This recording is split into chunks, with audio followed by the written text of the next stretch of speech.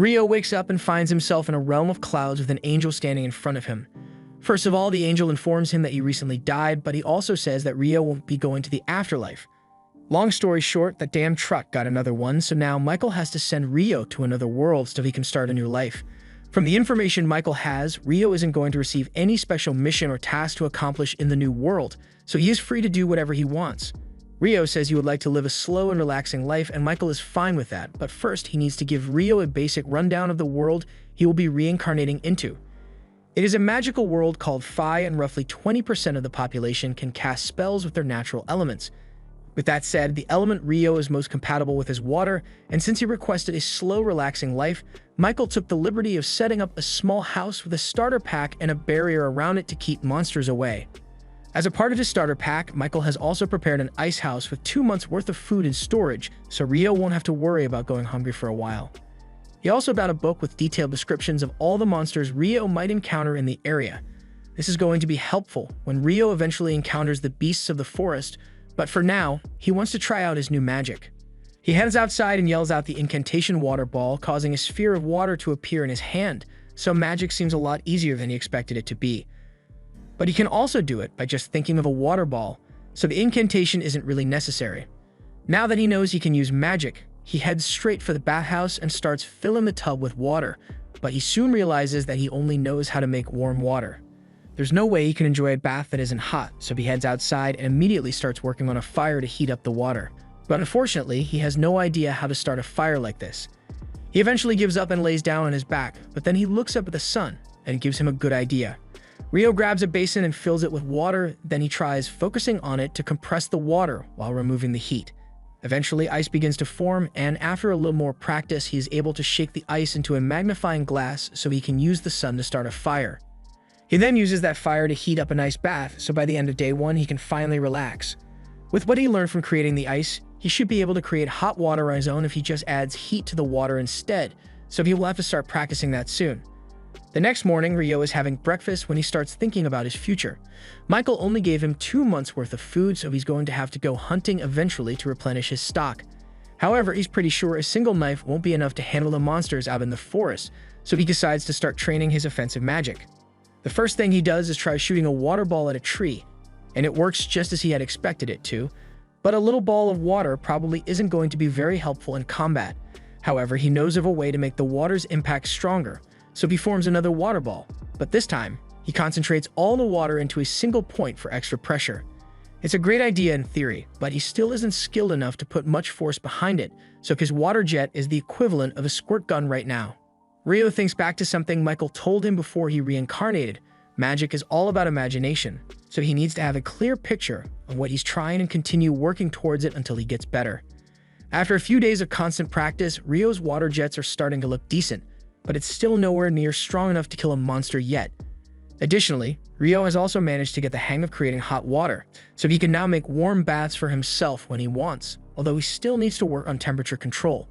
The next morning, he wants to start working on his ice magic again, so he heads out and tries creating ice out of thin air this time. It takes a lot of effort, but he is eventually able to summon ice from nothing, even if it took 3 to 4 business days for it to form, and he isn't able to shoot it as easily as water. So far, combat training hasn't been going very well since none of the spells he came up with have been effective, but over the next few hours, Rio keeps practicing as much as he can until he eventually collapses to the floor from mana exhaustion. He decides to call it a day for now, but the next morning, as soon as his mana has recovered, he begins practicing again. This becomes Rio's daily routine for the next few weeks, and after all his training, he is now able to form ice instantly, so it is a viable attack now.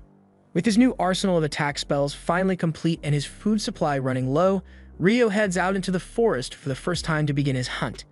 He immediately spots a pair of animal footprints, so he follows them until he eventually arrives at a nearby river. While he's there, he manages to find some flint by the riverside, and he can use it to start fires by striking it against the edge of his sword. While he's here, he also plans to gather some detoxification herbs in case he ever needs them, and all of a sudden, he hears a low-pitched growling sound coming from behind him. When he turns around, he finds a lesser boar staring him down, and he is completely frozen. The boar starts charging at Rio, but this is the first time he has ever had to fight for his life, so he's having trouble thinking of what to do. Just as the boar is about to hit him, he manages to snap out of it and jumps to the side to avoid getting trampled. But it doesn't look like the boar is done with him yet. Fortunately, Rio has finally regained his composure, so as the boar is running at him, he creates an ice track to make it slip, and then he forms several ice spikes right in the path of the boar, leading to its immediate and brutal death.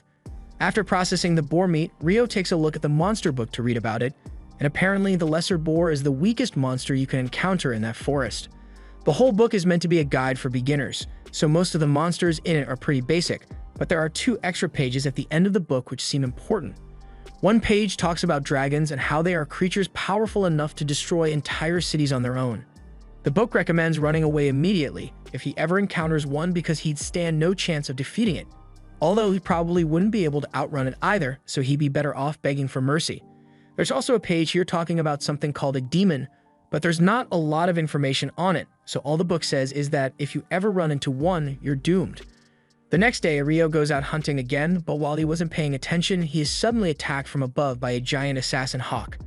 The hawk is able to use wind magic to slash through its prey, so Rio is forced to run while creating ice shields to block the razor wind. He knows how tough hawks are to deal with, so he would rather not fight it, but there's no way he will be able to outrun it, so his only option right now is to fight back. He raises his hand and begins casting his water jets, but the hawk manages to dodge his attack and swoops down with wind magic to strike Rio. However, Rio reacts in time to create an ice shield, slashing the hawk across the eye and causing it to slam headfirst into the ground. A few moments later, the hawk regains consciousness, although its eye has been permanently damaged, so it flies into the air to retreat. But before it leaves, it takes one final look at Rio to memorize his face, because now the hawk has a personal beef with him. Rio is relieved that he managed to survive, but this really isn't what he was expecting his new relaxing life to become. While Rio was being chased by the hawk, he ran so far that he ended up getting lost in the forest until late into the night, and while he was trying to find his way back home, he happens to come across a glowing lake with a Dullahan standing in the middle, and it looks like it has spotted him. As time goes on, Rio continues his training, and now he is able to hunt and preserve food for himself with relative ease. His water magic has also gotten a lot stronger, allowing him to create sharp ice sheets and bring them down with great force in an instant. His water jet has also become strong enough to cut through solid rock with ease, so his combatability is pretty good now. But ice magic isn't the only training he has been doing lately. Ever since that day he was spotted by the Dullahan, he has gone out into the forest late every night to fight it. Headless horsemen weren't mentioned in the monster guidebook at all, so it is either not a monster or it's simply too advanced for the beginner guidebook. Either way, Rio still plans to fight it, so he charges forward with his ice stick and begins swinging. This is more of a training session than an actual fight because the Dullahan outclasses Rio in both strength and skill, but Rio is still doing his best to block the Dullahan's attacks with his ice shields, but he still ends up getting taken down in a matter of seconds. The Dullahan has never said a word to Rio, but for some reason, Rio feels like he has taken on the role of a teacher trying to whip him into shape. Just then, the Dullahan raises its sword and uses water magic to extend its blade. Rio is surprised to learn that the Dullahan can use water magic as well, but after demonstrating how the sword works, it hands it over to Rio and walks out onto the lake. Sometime later, Rio was out hunting as usual when he was suddenly attacked by the same assassin hawk from last time. He doesn't recall it being black last time he saw it, so he assumes it must have worked hard to evolve just so it could come back for a rematch. The hawk dives toward Rio and launches several wind slashes, so Rio puts up 5 layers of ice walls to protect himself. However, since it has evolved, a hawk's wind slashes are so strong that they instantly shattered all of Rio's ice walls. And now he's starting to get really nervous. He starts darting across the field while putting up ice walls to block any incoming attacks, and when he finally sees an opening, he counterattacks by launching several ice spikes. However, the hawk managed to dodge the spikes with a sudden burst of speed, and that's not all either. It opens its mouth and screeches at a frequency that interferes with Rio's magic, so all of his ice shields disappear, and he is practically defenseless. But the hawk still isn't done yet, so it begins hovering in front of Rio, and he can tell that something big is coming, but he doesn't know when it is. Moments later, Rio can feel electricity in the air as a bolt of lightning is shot straight at him, and an attack like that would have been fatal, but luckily he was able to use a stick as a lightning rod and jump away to save himself. While Rio is recovering from the partial shock he just received, the hawk comes down and tries to finish him off with its talons, but at the last second, Rio pulls out his ice sword and parries the attack. The hawk clashes with him a few more times, but thanks to all Rio's training with Dullahan, he is able to quickly locate a gap in the hawk's defenses and stab it through the neck. After the hawk falls to the ground, Rio approaches it because he can understand how it feels. It lost an eye because of Rio, so it desperately wanted to prove that it was stronger than him, which is why it evolved in the first place. But Rio has also spent his time trying to get strong, so in the end, the Hawks still lost. After that, Rio begins walking home, but to his utter shock, he is suddenly confronted by a dragon. He remembers what the book said about dragons being unstoppable, so he believes he is doomed, but to his surprise, the dragon begins talking to him using telepathy. The dragon doesn't seem like it wants to hurt Rio in any way. In fact, it just stuck here because it is currently looking for a black hawk that came this way, so it was wondering if Rio might have seen it around here. Rio is glad that the dragon isn't hostile, but it is probably talking about the hawk he just killed, so he apologizes profusely and explains that the hawk attacked him, so he had no choice but to kill it. The dragon is surprised to hear that a human like Rio could kill a hawk, but he doesn't seem too upset about it. On another note, the dragon is rather intrigued by the sword Rio is carrying because he recognizes it as the Fairy King's. And for him to have given it away to a young boy, Rio must have done something to get on his good side. The dragon has taken a liking to Rio, and Rio has a few questions he was hoping to ask since he still doesn't have much information about this world. He and the dragon end up talking for a few hours until it is late into the evening, but their conversation is cut short because the dragon needs to return home now. Rio thanks him for answering his questions, and the dragon thanks him as well because it has been ages since he got to have such an interesting conversation.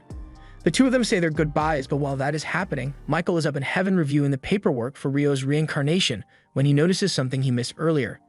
It looks like Rio was given the hidden trait of eternal youth for some reason, and Michael thinks it's strange because he hasn't seen someone with a hidden trait since he sent a hero girl to Fae 10,000 years ago. One day, Rio heads down to the beach because he has been craving salt recently. But when he gets there, he finds the wreckage of a washed-up ship. He approaches the ship to see if there are any survivors, and he finds a body lying next to it, but when he checks on the guy, he realizes the man is already dead, so there's nothing he can do to help. However, just then, Rio hears the sound of someone grunting on the other side of the beach, so he looks over there, and he is pleased to see that someone actually survived the wreckage. The ship was destroyed by a giant sea monster during a massive storm, so Abel was certain he would meet his end at sea, but to his surprise, he wakes up in a warm bed. All of his stuff has been set aside on the table next to him, so he grabs it and starts exploring the area because he has no idea where he is. He heads outside in hopes of spotting a landmark or something, but all he can see around the house is a thick tree line. Just then, Rio comes out of the house and he says he's glad to see that Abel is back on his feet. Abel is shocked when he realizes Rio is here because he couldn't sense him approaching him at all, but aside from that, he thinks Rio is dressed really weird. He's about to ask why Rio has no sense of style, but then he realizes that it would be rude to say something like that right off the bat, so instead, he first thanks Rio for saving his life. Rio says there's no need to thank him since all he did was carry Abel's body here.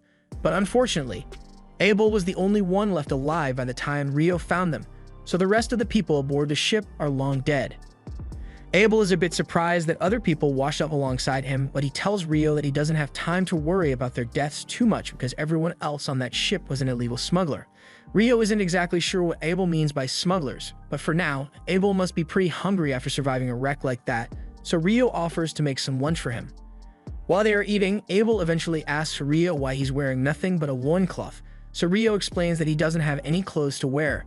Abel asks why Rio doesn't just go out and buy some clothes, but then he stops himself because he thinks Rio may not have enough money to buy necessities for himself, and it would be rude to bring that up now.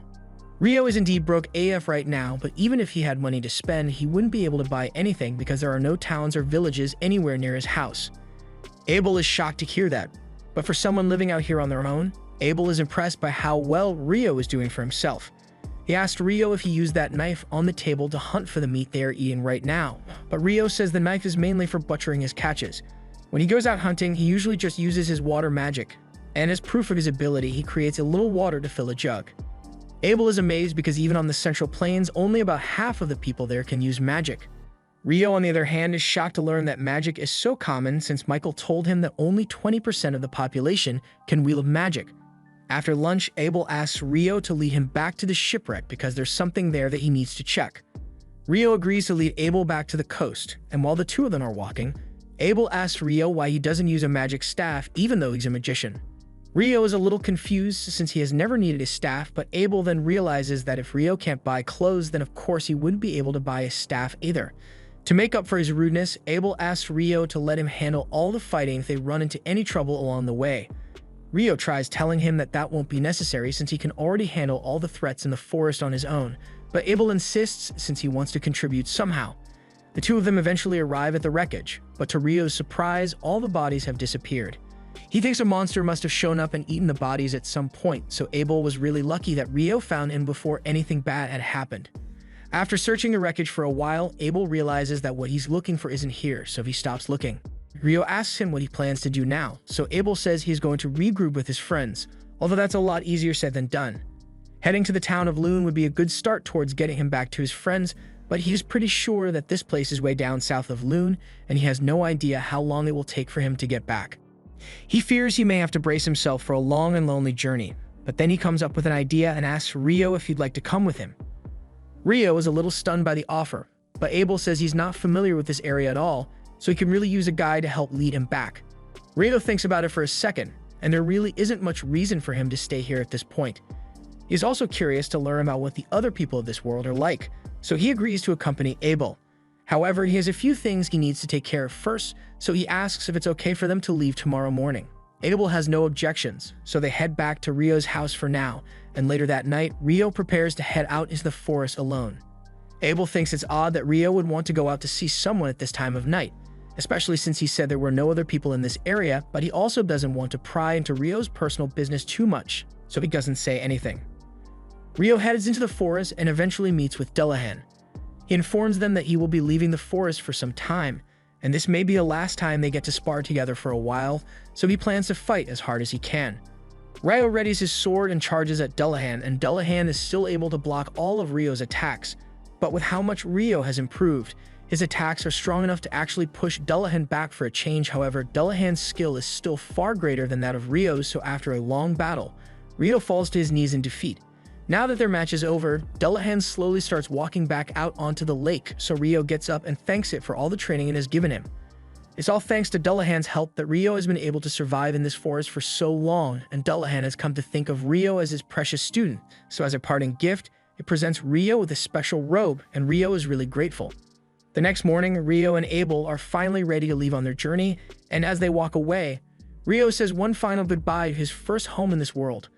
As the two make their way deeper into the forest, they soon encounter a boar monster, so Abel asks Rio to stand back and let him handle it.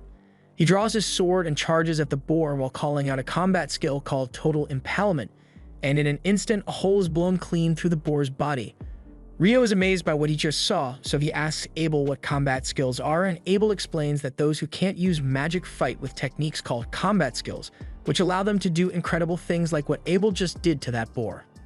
After a day of walking through the forest, they eventually arrive at a marsh area, but it's full of lizardmen and Abel would like to avoid fighting them altogether, so he suggests that he and Rio should circle around through the woods. However, while they are taking the detour, Rio senses something slowly creeping up on them, so he has Abel's attention and informs him that the lizardmen are following them. Abel says they are going to have to fight them off, so he readies his sword, but Rio tells him there are too many lizardmen for Abel to fight on his own, so he's going to deal with them using magic. Abel doesn't understand how Rio intends to defeat a group of lizardmen on his own, but as the lizards emerge from the tree line, Rio immediately shoots them down with several icicles. Abel is shocked by what he just witnessed, but they are still in the middle of a battle, so he's going to have to save his questions for later. Once all the lizardmen have been dealt with, Abel asks Rio to explain what kind of spell he just used. Rio doesn't understand what Abel is talking about since all he did was cast several ordinary icicle spells, but from what Abel has been told, a mage should only be able to cast one spell at a time. Abel got the information from a wind mage, so Rio thinks the limit of one spell at a time must be unique to wind magic because he has never had any trouble multicasting with water before. Anyway, before they continue, Rio creates a glass of water for Abel since they need to stay hydrated, but Abel notices that the incantation Rio used this time is different from the one he used to create water before, so he's curious. Rio doesn't actually need to use incantations at all, he just thinks they sound really cool, but he doesn't want Abel to think he's weird, so he pretends nothing changed. They eventually make it out of the forest and into an open field, but without realizing it, they had accidentally wandered into a rock golem field, so Abel and Rio have to block the rocks being thrown at them. This is the first time Rio has ever seen rock golems, and he is surprised because they look nothing like what he had expected. Abel runs ahead and tries using his Total Impalement skill on the golems, but even though he managed to carve a hole through one of them, the golem seals itself back up in an instant, so he won't be able to make much progress like this. Since the golems are able to heal, Rio thinks they need to destroy them in one attack, and he has the perfect spell in mind for the job. He asks Abel to give him some space because he has something he wants to try, and once Abel is out of the danger zone, Rio uses his magic to summon an ice cube, a really big one. He then drops the cube on two of the golems, and even he is a little scared by how destructive that attack was. He does the same thing to the rest of the golems until there's only one left, but this one isn't moving anymore for some reason. Rio assumes the golems must have been absorbing energy from the ground to power their attacks, so now that this one has fallen over, it can't do much anymore. They also spot a massive magic stone at the bottom of the golem, so they plan to take it with them, but it's too bad that they can't get any more since all the other golems were crushed.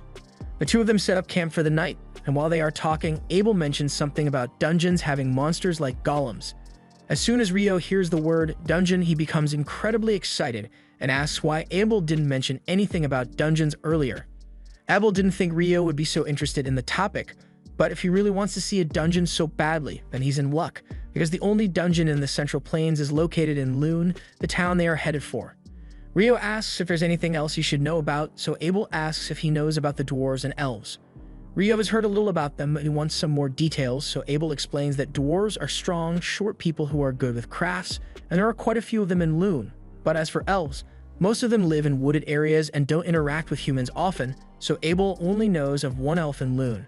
The next morning, the two continue heading north, and Rio says that once they make it past those mountains over there, they will find human civilization.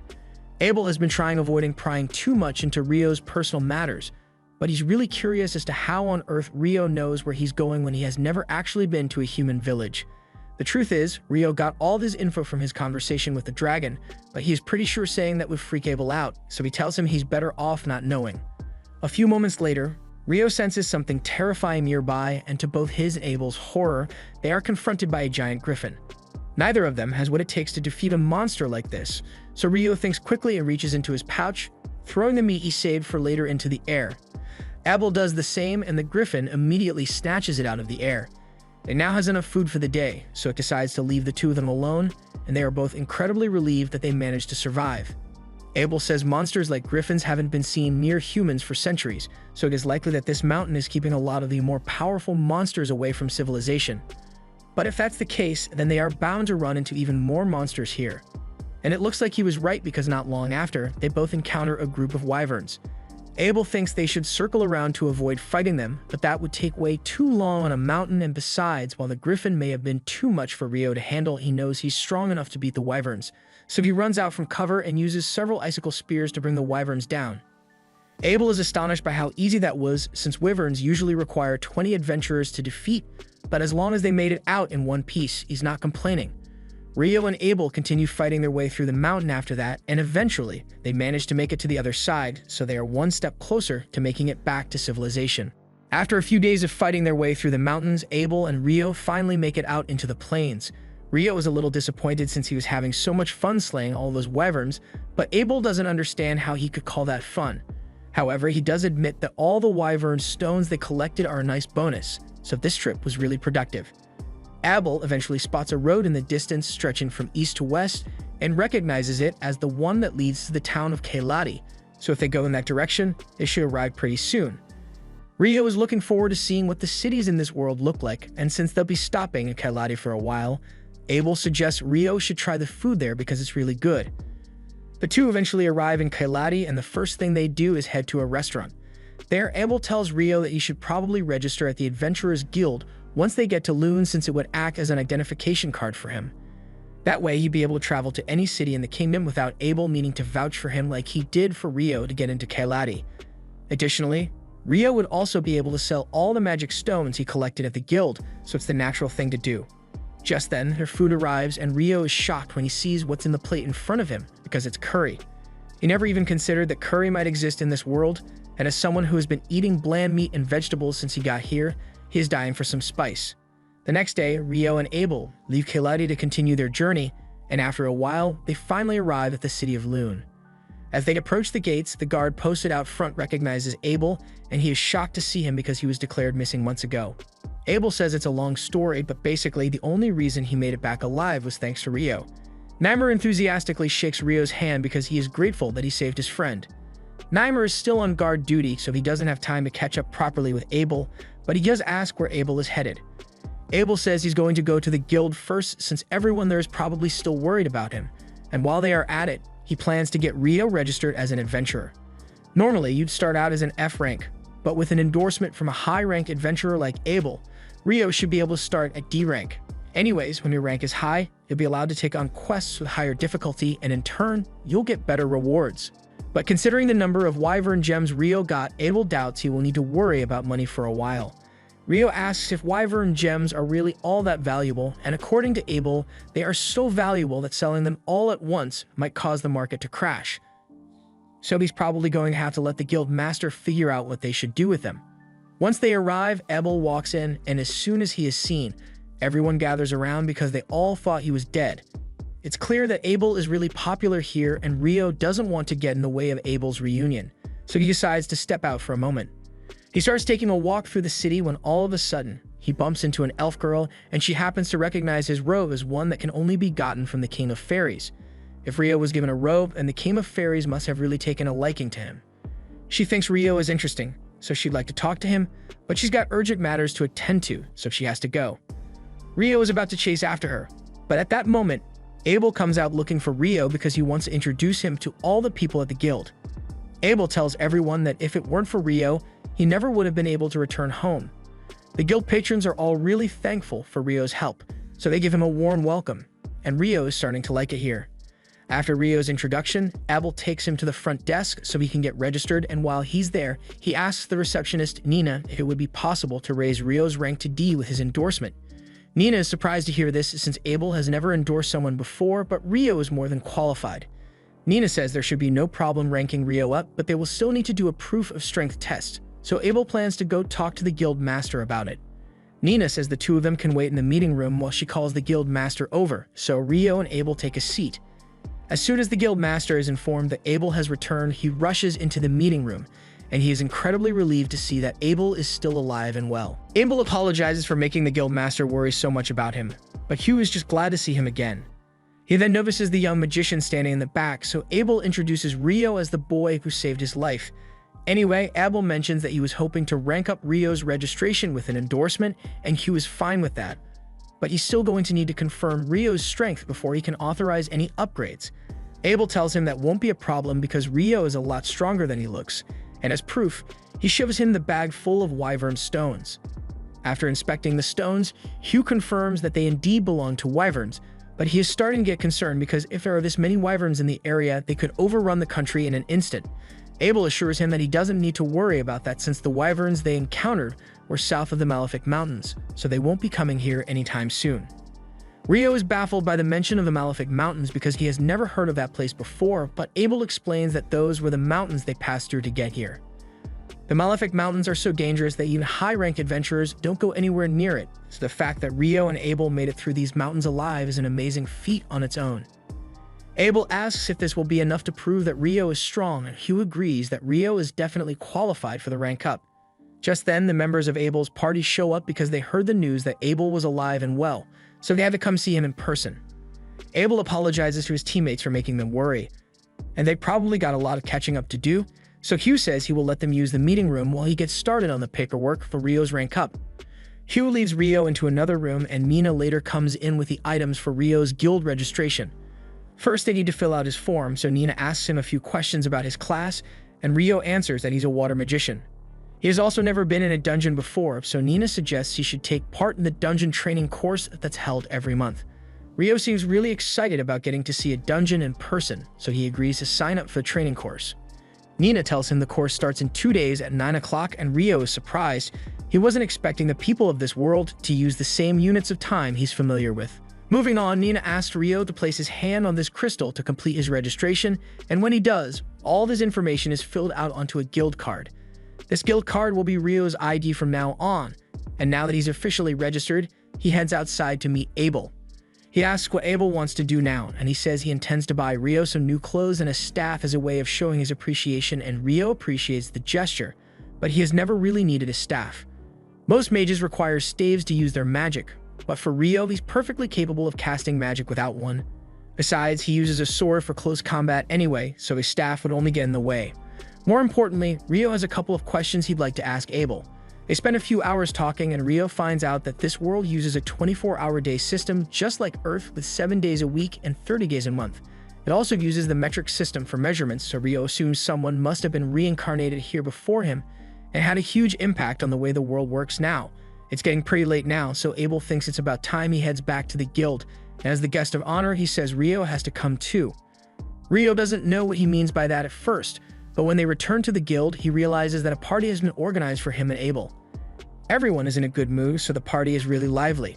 Almost a little too lively, in fact, because by the next morning, Rio is absolutely exhausted. Nina apologizes on behalf of everyone for tiring Rio out so much, but he says it's fine since it's partially his fault for drinking so much anyway. Rio will be staying in the guild's lodging for the time being, so Nina leads him to his room and introduces his new roommates. This one is Nils, while the blonde one in the back is named Ito, and they are both pleased to meet Rio. Since everyone seems to be getting along, Nina tells Rio that she needs to get back to the reception desk, so she'll be leaving now. But before she goes, she reminds him that the dungeon tutorial class is tomorrow, so he had better not be late. Once Nina is gone, Nils starts talking about how hot he thinks she is, but Ito tells him to give it a rest already because there's no way Nina would go out with a bum like him. Moving on, Ito greets Rio and says he'd like to keep things casual here so they can become friends. Rio says he'd like to be friends as well, and Ito is glad to hear it because he was worried Rio might be a stuck-up jerk like Dan from room 1. A moment later, there's a knock at the door, and it turns out to be Nina again. She apologizes for the interruption, but she just got a newly registered adventurer in need of lodging, so she wants to set him up in this room as well.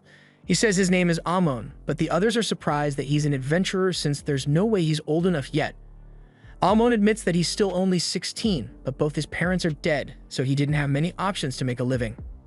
Ito tells Amon that it's nothing to be ashamed of since that's how most people end up becoming adventurers in the first place, and apparently, Amon plans on taking the dungeon course tomorrow as well, so Nina asks Rio to go with him. While Rio is getting acquainted with his new roommates, Abel is telling his party members all about what happened while he was crossing the Malefic Mountains, but the mage, Lynn, simply refuses to believe that a boy like Rio is capable of such strong magic. Sure, ice walls can be made with magic, but they are usually so thin that they can't block any damage, and something like conjuring a giant ice cube to drop on your enemy is simply impossible.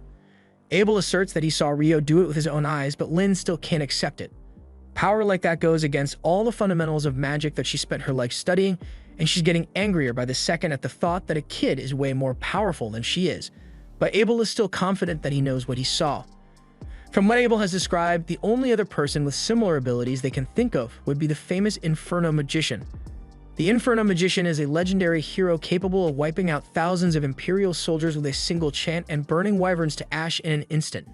It feels absurd to compare Rio to someone who is so renowned, but if his power truly is on the level of the Inferno Mage, then Raiha is worried about what might happen if Rio were to turn against them and join the Empire. However, Abel is certain that that will never happen because Rio doesn't think the Empire of Debui sounds cool, and that's what he cares about the most. A few days go by and Rio has been diligently attending the dungeon training course, but for today's lesson, the instructor tells everyone that they'll be heading into an actual dungeon for the first time. He asks if anyone has any questions for him regarding the dungeons, so Rio raises his hand and asks if there are any teleportation mechanisms that allow you to travel to floors that you've previously cleared. The instructor is impressed that Rio was actually aware of that, but while things of that nature do exist in the southern dungeon, he tells Rio that he won't find any around here. A little while later, everyone arrives at the dungeon entrance, and the instructor explains that the city of Loon was actually built around the dungeon, so it is pretty much right in the center. Every couple of years, something called the tidal bore happens, meaning the monster population inside the dungeon rapidly rises, and such an event puts the people in the town at risk of being attacked, so these double walls were built to keep the monsters contained. Rio thinks it's interesting that Loon has an outer wall and an inner wall as well, but Amon is just worried because the tidal bore event seems really scary. The instructor assures him that there's nothing to worry about since the tidal bore only happens once every few years, so the chances of one happening right now are insanely slim. The group soon arrives on the first floor of the dungeon, and the instructor tells them that there are only basic monsters on this level, so everyone is free to explore as much as they'd like, but they should still stay close by in case of an emergency. Rio and Amon go off on their own to search the area, and a little while later, Rio senses a monster up ahead, so he tells Amon they'll deal with it together. As they advance through the cave, they eventually spot the monster, and this one is just a regular soldier ant, so Rio tells Amon that he's going to pin it to the ground, and when he does, he wants Amon to finish it off. Amon says he understands the plan, so Rio casts ice magic to pierce the ant's limbs, and while it is immobile, Amon runs up to it and slices its head off. Rio congratulates him on his first successful monster kill, and Amon feels really good about himself, but there's still more to be done since they need to harvest the magic stone from the Ent's corpse before they return. Later that night, Rio and Amon get back to the guild lodge, and when the other two hear that they successfully completed the course, they hold a celebration for them. Ito is honestly impressed because he didn't expect Rio and Amon to be able to defeat a soldier ant on their first trip into the dungeon, but Amon says he didn't really do much. It was Rio who held the monster down for him, but Rio says Amon deserves at least a bit of credit because he was the one who dealt the finishing blow. Nils asks the two of them what they plan to do now that they are dungeon certified, and Amon says he'd like to go back to the dungeon and continue exploring, but the thought of going in alone terrifies him, so he's not sure what to do. Rio says he'd be happy to go in with Amon if he's looking for a partner, since he was planning to go down to the third floor of the dungeon anyway. Something about that ant being on the first floor has Rio curious, because from what the instructor said, only bats should have been on that floor. Just then, Ebel shows up behind Rio and tells him that ants sometimes dug tunnels up to the first floor, so it's not impossible to see one up there. Rio was a little surprised because he wasn't expecting to see Ebel today, but Nils and Ito, on the other hand, are completely starstruck because Abel is really famous around here. Nils is especially nervous because he says Abel has always been his hero, so he introduces himself and asks to shake his hand. Abel is always happy to meet the new adventurers, so he agrees to shake his hand and gives him a friendly reminder not to overdo it when he's out on quests, because survival should be his top priority.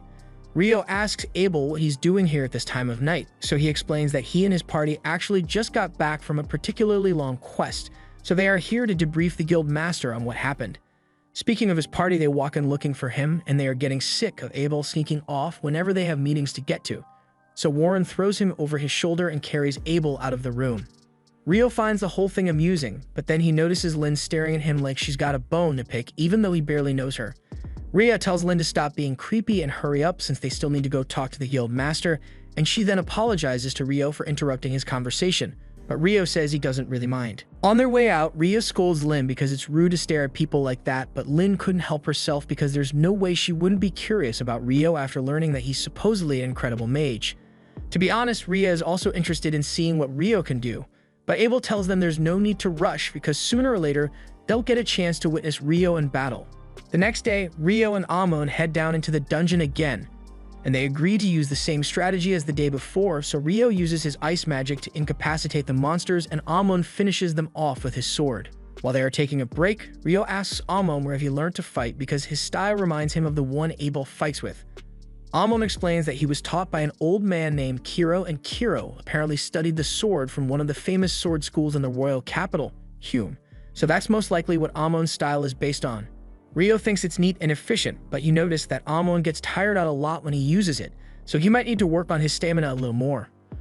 Amon gets a little upset because he thinks he's not good enough to become a proper adventurer with how weak he is, but Rio assures him that he just needs to keep training to get better. Even for someone as strong as Abel, he always made sure to keep up with his daily training, no matter what, when he was traveling with Rio, which goes to show how much of an effect consistent practice can have on your abilities.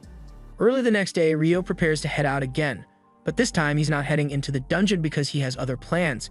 He's been meaning to learn about alchemy, so he heads to the library to see what he can find. Once he gets there, he asks the librarian for help finding the alchemy section, and he is amazed by the sheer volume of books in this place. The librarian eventually leads Rio to the beginner alchemy section, and he spends the next few hours studying as much as he can, but there's only so much you can do, you're on a time limit, so he starts considering buying the books outright so he can just study at home. While sitting on one of the benches in town square, Rio soon realizes that the sky is going dark, so he looks up and is shocked to see the sun being blocked out all of a sudden. In the next moment, all the people around him vanish and he can feel it instinctual. You cannot rest with monsters nearby feeling, so he is on high alert. A second later, a massive fire blast is sent straight at Rio, so he uses several ice shields to block it. He thankfully managed to survive the blaze, but it did a number on his shield, and he is terrified as he sees a hot demon woman slowly walking towards him. Just by looking at her, Rio can tell that Leonor is a terrifying opponent, so his first instinct is to run away as fast as he can, but he doubts he will be able to escape since this space seems to be some kind of pocket dimension. Leonor sends another blast his way and Rio is able to block it with his ice walls, but then she uses wind magic to send a pointed blast at Rio's heart. Rio wasn't expecting that, so he wasn't able to react in time, but fortunately, his robe seems to have dispelled the wind lance before it did any damage to him. Leonor recognizes those robes as one from the Fairy King, and she wonders what human boy could have done to earn the Fairy King's favor, but it's not like it matters much anyway. Since wind and fire magic haven't worked against Rio so far, she decides to do things the old-fashioned way and takes out her sword so she can cut Rio down. Rio draws his sword as well to counter her, and they both seem to be evenly matched when it comes to sword speed, but Rio thinks he can outlast her since the Fairy King's training was much harder than this. Leonor tries using her magic to give herself the edge, but Rio's casting speed is much quicker than hers, so he cancels out her spell before she's even done with it. The two clash again, and once Rio spots an opening, he unleashes a barrage of icicles in an attempt to incapacitate Leonor. However, she uses fire to melt most of the ice, and then creates two large rock walls to block out the rest. Unfortunately for her, the rocks weren't strong enough to stop Rio's pressurized water jets, so she gets caught off guard and is sliced up a little. Rio takes the opportunity to rush in for a finishing blow, but when he clashes swords with her, he notices that her wounds are healing, so she must have a healing factor, and minor scratches like that probably won't be enough to slow her down. Leonor pushes Rio back and slams him into a building, but in the next moment she finds herself surrounded by dozens of water bubbles, and as soon as they come into contact with her skin, the bubbles instantly vaporize, boiling Leonor's skin right off her face. She buries herself in rocks to hide from the boiling water, and once she has recovered, she is ecstatic because that was the first time a human has ever made her feel real pain, and she kinda liked it. She would love to keep fighting with Rio, but unfortunately, the cloister zone is about to expire, so her time is up. She is disappointed that she didn't get to kill him, but given how strong Rio is, she is sure they'll end up facing each other on the battlefield again, one way or another. With that, the cloister is dispelled and Leonor disappears, so Rio is incredibly relieved. He realizes he really needs to step up his game because if it weren't for this magic robe, he would have a hole in his chest right now. But since he won't have to deal with Leonor again for a while, he decides to go buy those books he was thinking about before she showed up.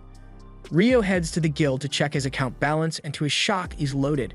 He remembers Abel telling him that those wyvern stones were really valuable, but he didn't think selling just one of those stones would earn him so much money. It looks like he won't have to worry about earning money for a while, so he decides to head back to his room for the day, but he's surprised to see that none of the others are back yet. He then hears a commotion out in the backyard, so he goes to check it out and sees Nils, Ito, and Amon beaten up on the ground while surrounded by 5 guys. Nils curses Dan for ambushing them like this, but Dan mockingly tells him an adventurer must always be alert, so it's Nils' own fault that he got caught lacking. By the way, Dan has no reason to be doing this, he's just being a jerk for the love of the game. But Rio doesn't appreciate him messing with his friends like that, so with no warning, he uses his ice magic to knock out 4 of the guys standing there, leaving Dan all alone. He asks Dan if he's going to run away now that he has no backup, but Dan assumes Rio must suck at hand-to-hand combat since he's a mage, so he throws a haymaker, and Rio promptly makes him throw up his lunch as well. Now that Dan has been taken care of, Rio goes over to his friends and offers Ito a recovery potion so he can use his healing magic on the others. Even though he got jumped, Nils feels terrible about letting himself get beaten by Dan, but Rio tells him it's not his fault since he must have been exhausted from doing dungeon runs with Almon all day. Anyway, since he's just as exhausted as they are, Rio suggests they all take a nice dip in a hot bath to relax, and while they are in there, Ito uses his healing magic to heal Rio's wound. Luckily, there were no broken bones, but he can tell that the attack had a lot of force behind it, so it would have been bad news if it had hit his heart. Rio tells him the attack actually was aimed at his heart, but he just barely managed to dodge enough to redirect it to his shoulder. Although it still really hurt. The others are shocked when they hear that Rio was nearly beaten when they know how strong he is, so they ask him what he could possibly have been fighting. Rio says it's a long story, so he will tell them later, but as for right now, he just wants to relax. The next day, Ito, Almon, and Nils head back into the dungeon, and after taking out a goblin archer on the 5th floor, Nils suggests they should head home for the day.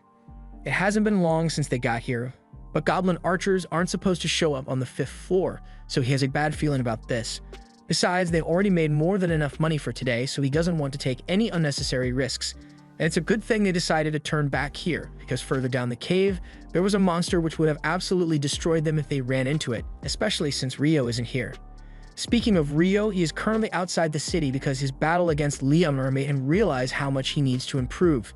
In terms of casting speed, they were both evenly matched, but Leonor was able to move a lot faster than him thanks to her wind magic, so he needs to work on his movement speed. However, Rio isn't able to use wind magic, so he is going to need to come up with an alternative. The best spell he can think of to act as propulsion is his water jet, since he uses it for improved mobility underwater, but he has never used it to move on land before, so he's not sure how to go about it. For starters, he forms some ice on the ground, and then he generates several water jets along his back, but it barely moves his body, so his first test ends in failure. He decides to try it with more water jets next time, but for now, he wants to head back to the library so he can learn more about alchemy and demons. Meanwhile, Lynn is busy searching through all the spellbooks she can find because she's looking for anything similar to that giant ice cube spell Abel said he saw Rio use, but even the forbidden spell books don't mention it.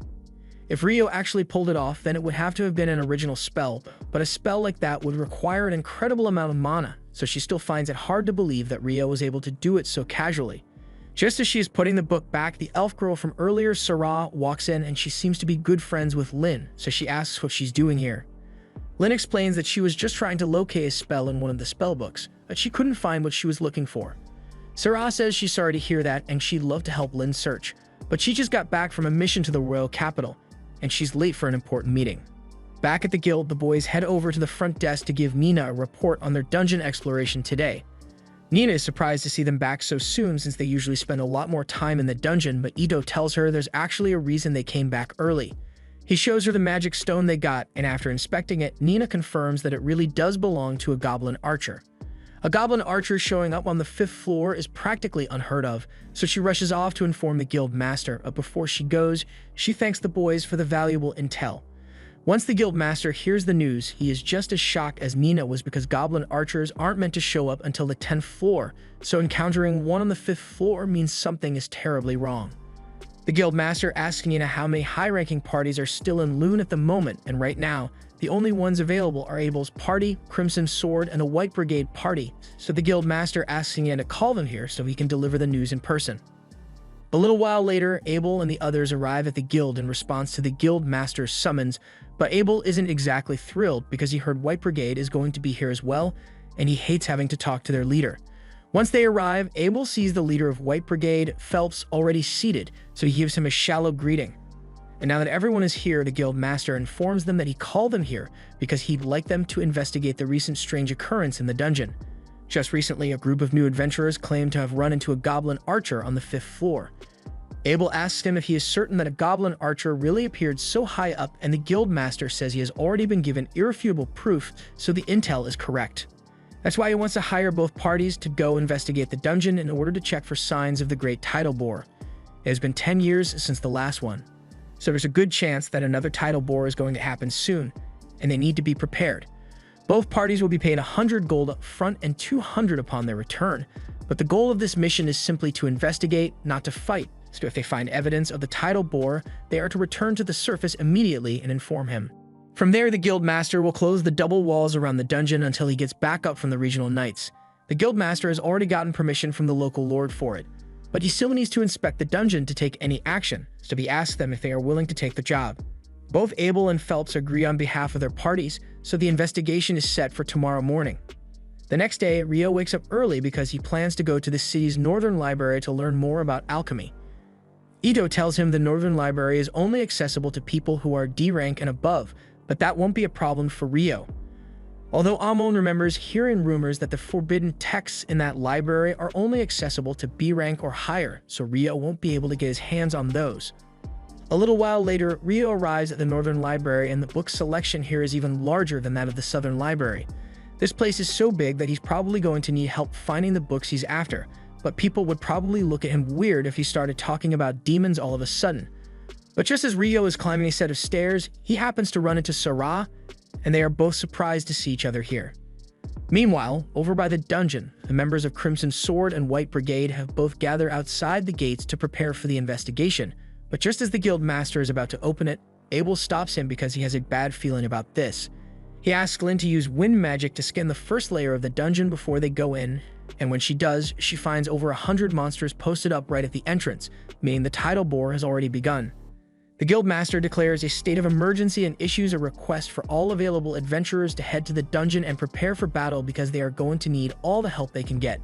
Meanwhile, back at the library, Sarah introduces herself to Rio, and she is delighted that she actually got to meet him again. She asks Rio what brings him to the library today, and he is about to tell her he wants to research demons, but he realizes that would sound odd. so instead he says he wants to learn about alchemy. Sarah is intrigued since alchemy is a difficult subject, so Rio tells her his goal is to build a golem one day, although he's not in much of a rush to do so. Building a golem is quite the feat, and unfortunately, as far as Sarah knows, there aren't any books on golem craft here. But she does know where Rio can find some books to get started on his alchemy journey. She even offers to show him around since she knows her way around this library pretty well. Along the way, Sarah asks Rio if he enjoys reading books, and he says he loves them, but he hasn't been around books in ages, so he hasn't had many opportunities to read. Sarah laughs a little because the way Rio said that makes it sound like it has been decades since he last saw a book, which is kind of true, but he doesn't want to explain all that. So he changes the subject and starts talking about how he thinks it's cool that Sarah is an elf. Sarah admits that it's rare to find an elf living in human settlements, so she may be considered a bit strange, but if nothing else, staying in this city led her to meet Rio, so she wouldn't change a thing. While Rio and Sarah continue their leisurely stroll through the library, all the gates to the dungeon are locked down and every available adventurer has been stationed on the walls in anticipation of the incoming threat. Before long, the main dungeon gates burst open and hundreds of goblins come pouring out, so the adventurers begin their attack and fire hundreds of arrows while the mages cast as many fireballs as they can. This is going to be a battle of attrition, so whenever someone gets injured, they are rotated out of the formation so they can be healed to continue the fight. But with so many goblins here, the guild master is starting to get worried that they may not be able to hold them off. Phelps tells all of his party members to make sure they conserve their energy, and Abel reminds Lynn not to use too much magic because they can't risk her running out of mana early on. Unfortunately, they are running low on arrows, so Abel doesn't know how much longer they can hold out. A few moments later, Nils and a few other F-rank adventurers arrive, and they brought every arrow they could get their hands on, so they should be able to hold off the goblins now. But that aside, Nils has a message for Abel from the guild master. So he tells him that once the smaller goblins are taken care of, Crimson Sword and White Brigade are going to have to face the boss once it shows up. A few hours later, pretty much all of the regular goblins have been dealt with, and the boss should be showing up soon. So the guild master gives the signal for Crimson Sword and White Brigade to move forward and attack. They all jump off the wall, and Lynn uses her magic to make sure they land safely. But there are still a few goblins down here, so Abel and Phelps rush ahead to finish them off. They then turn their attention to the large goblin general that just emerged from the dungeon. But to their surprise, it's not just one, it's 3 separate goblin generals. This is bad news since having 3 generals means that there must be a goblin king nearby, so they need to finish this quickly. Abel tells everyone that he and Phelps will handle 1 general each, while Rhea and Sheena can go after the last one. And now that everyone is clear on the plan, they all spring into action. Abel evades one of the goblin's strikes and manages to cut its arm off, so it shouldn't be too hard to take the goblin generals down, but just then, he notices something off inside the dungeon, so he yells for everyone to get down immediately. In the next moment, a wind slash is sent straight at them, slicing all the goblin generals in half, but luckily, everyone else managed to duck in time to avoid getting bisected. The one responsible for the air slash was the Goblin King, and it clearly won't be as easy to defeat as the others, so Abel and Phelps rush in to try and catch it off guard. However, when Phelps tries to pierce it with his spear, it bounces right off the Goblin King's armor. Phelps is forced to pull back since he can't do any damage to it, but Abel isn't slowing down at all. He charges straight at the Goblin King and uses his perfect shadow technique to evade its attack before piercing his chest. That wasn't enough to kill the Goblin King, but Abel never expected to finish it off on his own. He then calls out to Lynn, who has been charging up a wind bullet spell this entire time, and once he's out of the way, she swish cheeses the Goblin King, officially putting an end to the crisis. Everyone heads back to the guild to celebrate their victory, and by the time Rayo returns, he has no idea why everyone is so happy. But while the rest of the guild members get to party, the guild master is buried elbow deep in paperwork because he still needs to send out the reports on the tidal bore and process all the payouts for the adventurers who helped deal with it. And on top of all that, researchers from the royal capital are bound to show up sooner or later asking to collect data on the tidal bore, so he's going to have to deal with them too. Meanwhile, at the party, Abel has just finished explaining everything that happened with the tidal bore while he was in the library when Abel's friends show up. Lynn has been meaning to ask Rio in person for a while now, so she tells him she wants to know if he can really create thick ice walls at a distance. Rio confirms it, and to be exact, he says he can cast spells up to a distance of around 40 meters away, but it took him a long time to get the hang of it, so it's not as easy as he makes it look. Even with that being the case, Lynn has never heard of someone being able to use magic at such a distance, so she asks Rio if it's some kind of original spell, and if so, then she wants to know what incantation he uses to cast it. Rio says he'd be glad to show her later, but as for the incantation, he kind of just makes it up on the spot, so she can use wherever she wants. Just then, Nils points out that most of the food is already gone, so if Rio doesn't hurry, he won't get anything to eat. He excuses himself to go grab some food, but Lin is still confused by what he meant when he said he just goes with the flow for incantations. Abel then informs her that Rio only uses incantations because he thinks they are cool, but he is perfectly capable of casting spells without saying a word, and that sounds even more absurd to her than the ice walls did. Early the next morning, Nils, Ito, and Amon all gather at the guild to look for a job, but they are disappointed to see the job board completely empty. Just then, Rio happens to walk by and he asks what the three of them are doing since they usually be out working by now.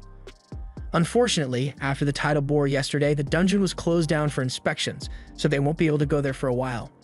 They were hoping to find a resource gathering job to get by in the meantime, but with all the items that were dropped during the title board, there isn't much demand for resource gathering. Their problems aside, they ask Rio what he's doing, so he tells them he is actually looking for some magic copper ore because he needs it to begin practicing alchemy. Ito recalls hearing that magic copper ore is super expensive, and Rio tells him he's right since the last store he went to told him it would cost 50 gold pieces for a single copper piece. The money isn't really of much significance to Rio since he's loaded, but he wants to help his friends out, so he asks them if they'd be interested in gathering some magic copper ore for him. He says he's willing to pay them 4 gold coins each regardless of whether they find any copper ore or not, and if they do find some, he will buy it off them for 25 gold coins. All three of them are stunned because that's more money than they've ever made in their lives, but Ito asks Rio if he's really alright with paying them so much. Rio says at the end of the day, if they find the copper, he will only have to pay them 37 gold, which is a lot cheaper than the 50 gold he'd have to pay to get the copper in town. So it's a good deal for him as well. Since they confirm that Rio is serious about the deal, the three of them rush off to begin their search, but once they are gone, Rio hears a commotion outside, so he goes to take a look. Downstairs, he sees Dan arguing with a group of knights who are pretty much trying to kidnap a girl in broad daylight. The girl clearly doesn't want to go with them, so when they try dragging her away, Don steps in and pushes the knight to loosen his grip on the girl. She is now free, but they have bigger issues to worry about because the knights still outnumber Dan 4-1, and they have swords, so there's no way he can win this fight. Knight's group leader prepares to teach Dan a lesson for daring to oppose a knight, but for some reason, as soon as he takes a step, he trips and falls to the ground. Everyone there is really confused since there's clearly nothing near the knight's feet, but the knight doesn't want to accept the embarrassment of admitting that he tripped over his own feet, so he accuses Dan of doing something to him. However, as he is trying to get back to his feet, he trips yet again. Shortly after, Phelps shows up and he is appalled by the actions of these so-called knights. At first, the knights try to threaten him since they technically have more power within the city than adventurers do, but their intimidation tactics don't work on Phelps because while he may be an adventurer, he is also a nobleman. His full name is Phelps Heinlein, and as soon as the knights hear that Phelps is from the Heinlein family, they realize they've messed up. Phelps's father, Alexis Heinlein, was the former Royal Knights captain, meaning the Heinlein family has a lot of authority over the knights, and Phelps could probably get them fired on a whim if he wanted to. And if he were around while they were trying to kidnap the girl, he probably wouldn't think twice about ending them, but right now, all he knows is that they were about to gang up on Dan, so he yells at them for being a disgrace to knighthood and says they should get lost before he changes his mind about letting them go. Once the knights are gone, Phelps looks up at Rio because he notices what he did earlier. He had already heard that Rio's magic was extraordinary from Abel, but seeing it for himself was still amazing because he has never witnessed anyone use magic at such a distance or with such accuracy. Of course, he doesn't plan to tell anyone that Rio was the one who made those royal knights slip since that would be a hassle for Rio to deal with, but he really appreciates Rio stepping in to help because he feels personally responsible for letting such rotten people become royal knights. Later that night, Rio is having lunch at the tavern when Abel happens to show up. It's rare for him to be out without the rest of his party, so Rio immediately assumes that Abel must be going to the red light district after this. Abel panics and tells Rio to stop talking before people overhear him, and with Rio's expert deductive skills, he surmises that since Abel doesn't want people thinking he's the kind of person to go to the pleasure district, he must have his eyes on someone. At first he thought it might be Lin, but Abel tells him he's wrong because Lin already has a crush on Warren. With that being the case, Rio concludes that Abel must have a crush on Ria, and gets even more panicked trying to deny it, but that pretty much confirms Rio's suspicion. Abel's crush aside, Rio asks him what he's really doing out by himself tonight, and technically he is going to the pleasure district, but not for the usual reasons, and since Rio is here, he could really use his help. One of the dungeon investigators who was dispatched to Loon is an old friend of Abel's, and he was assigned royal knights to act as his guards while he's in town. Unfortunately, those guards are the same ones who Rio spotted earlier, and there have been many reports of them committing heinous crimes using their positions as knights. Abel heard that they were in the pleasure district tonight, and they are bound to cause trouble at some point, so he wants to stop them before anyone gets hurt.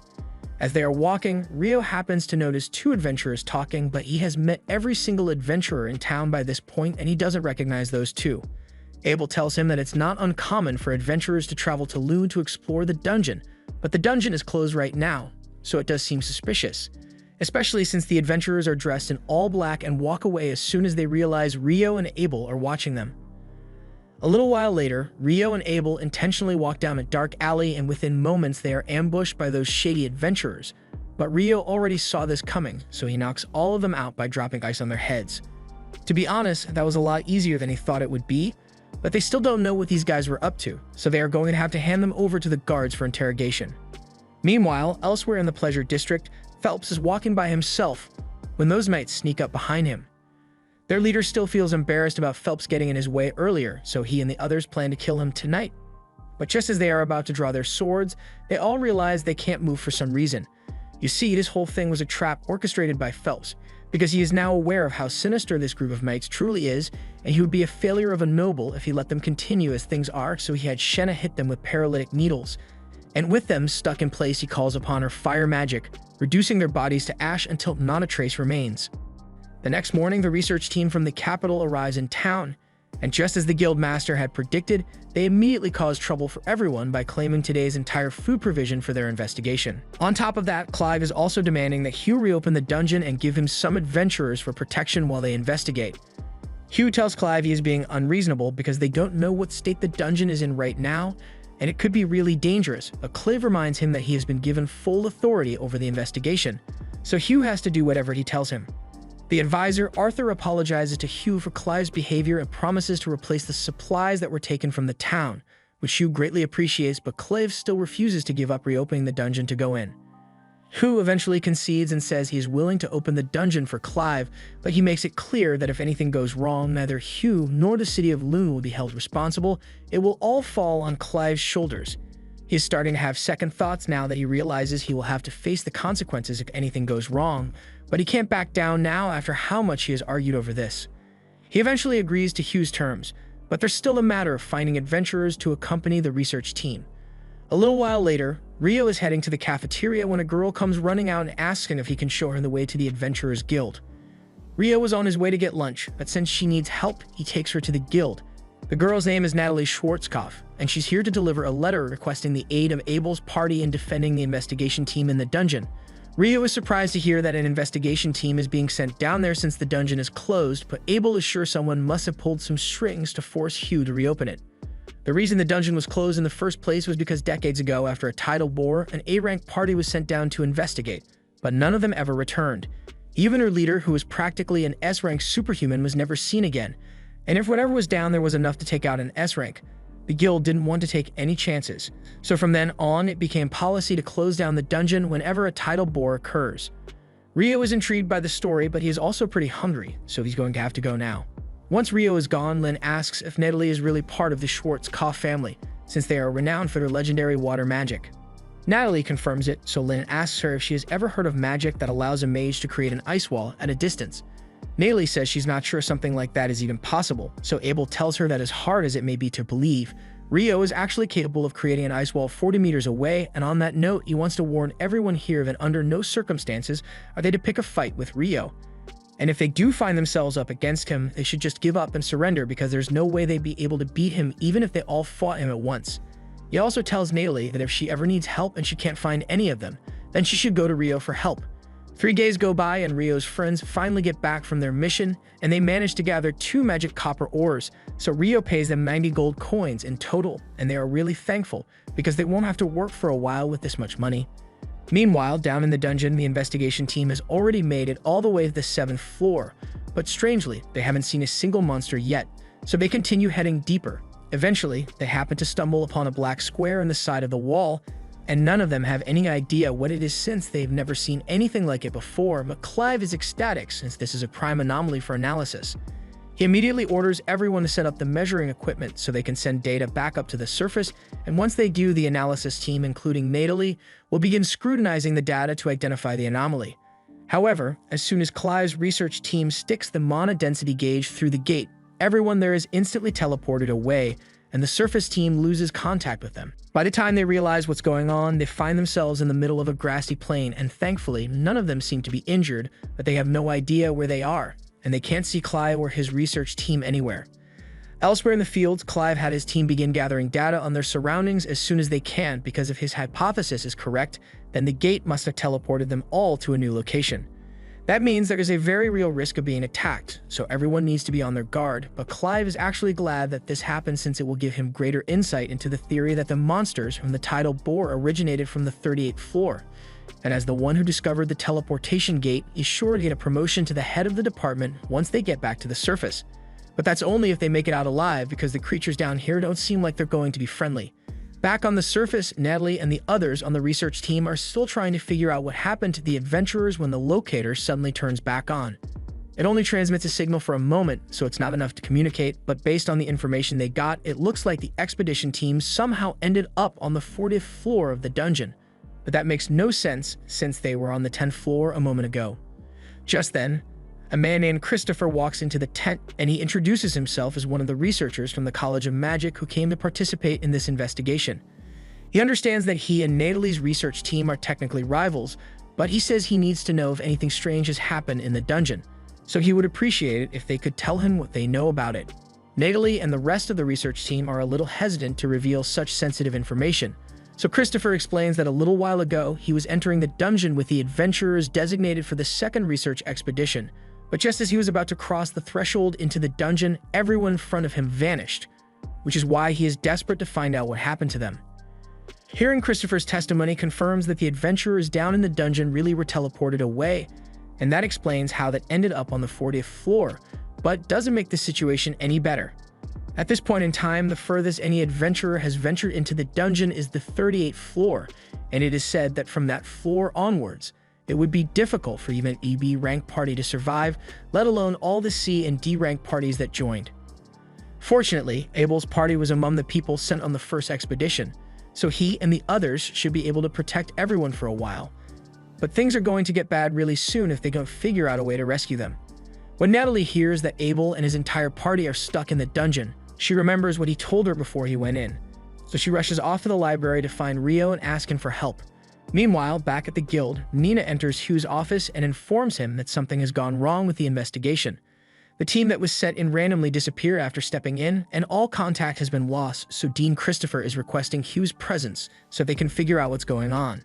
Hugh immediately shoots up from his desk and tells Mina that he's heading there right now, but while he's gone, he wants her to keep the details of the situation secret until he gets back, because the remaining adventurers find out, it might cause a mass panic. At the same time, Rio is making his way through the library as usual, but he isn't making much progress on his research since he has no idea where to find the books he needs.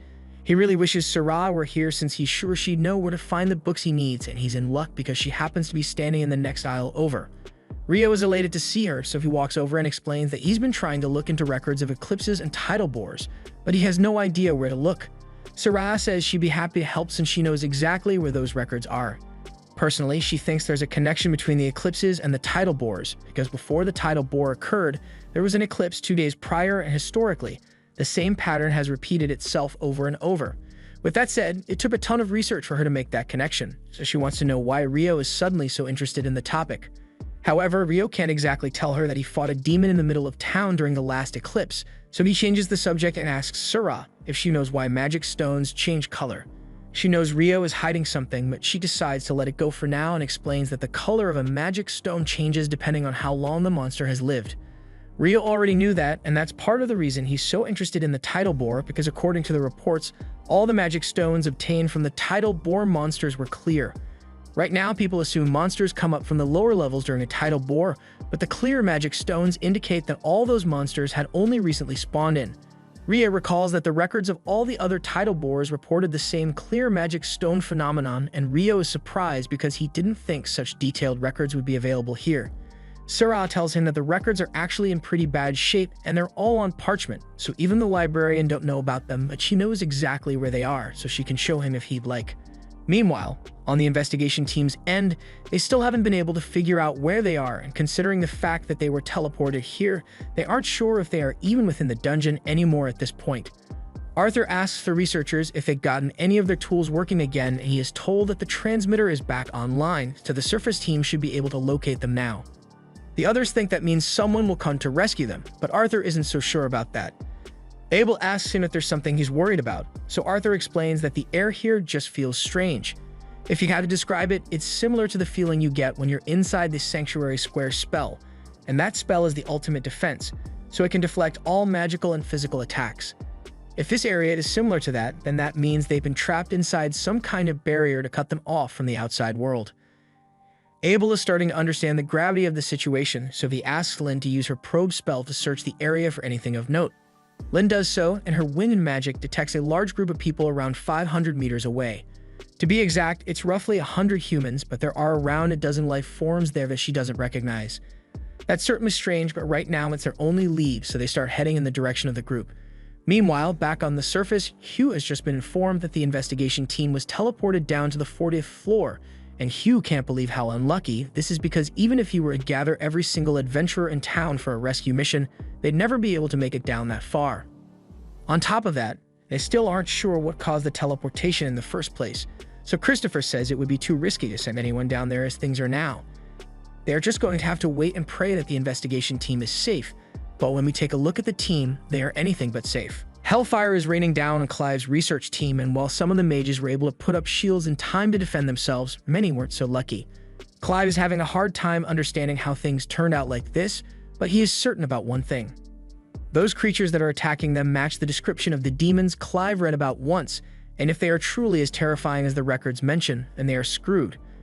A group of adventurers charge ahead to try and catch the demons off guard, but they are all slashed to pieces within seconds, and those who manage to survive end up getting burnt to ash. Abel's group soon arrives at the scene, and they are horrified by what they are witnessing because this is a bloody massacre. Rhea takes one look at the monsters and realizes that they are demons, so she warns everyone that according to records, demons are the enemies of gods and angels, and they are far stronger than any regular human, so defeating one is no small feat. They all have questions about why demons would be in a place like this, but Arthur says they can think about it later because right now, they need to save Clive's team. He orders all the mages to get ready for a pincer attack, so just as Clive and his men are about to be overwhelmed, a barrage of magic javelins pierce the three demons attacking them. The mages are spamming every ranged attack they know at the demons, and the sheer number of spells seems to break through their defenses, but there are still a lot of demons left, so Arthur orders everyone to get ready to launch another barrage.